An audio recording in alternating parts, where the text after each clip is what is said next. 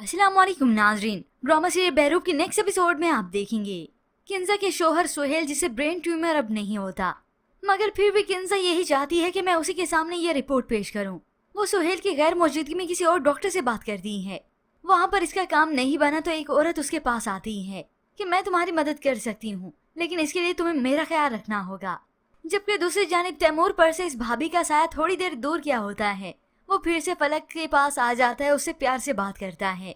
अब भी वो अपनी मर्जी से फलक को बाहर ले जाता है और वहीं पर वो उसे अपनी परेशानी भी बताता है कि इस बिजनेस को मैंने स्टार्ट किया और मैंने यहाँ तक पहुँचाया, बस सुहेल भाई की मौजूदगी मेरे लिए काफी होती है। तो फलक उसे पूछने लगी कि सुहेल भाई अब ऑफिस नहीं होते, तो तैमूर उसे वो बात बता ही देता है और कहता है कि वो भाभी को कुछ नहीं बताएगी, शायद वो फलक को दबे लफ्जों में बताए। अब खैर यहाँ से फलक और तैमूर की वापसी होती है तो उधर हॉस्पिटल से सुहेल और किंजा की। किंजा पहले घर आई तो अपने बच्चों को सामने देखकर परेशान हो गई।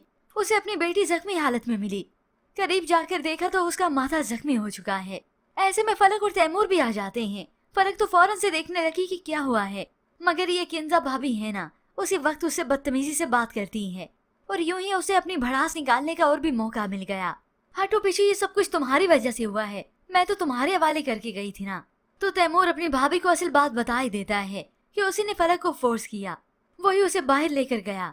ये सुनने की देर थी कि किंजा और भी जल भुन जाती है कि ये तैमूर खुद लेकर इसे गया था, और फिर वो ऐसा तमाशा क्रिएट करती है कि देखने वाले देखते ही रह गए और यूं फलक और तैमूर के दरमियान फिर से पेचीदगी आ गई।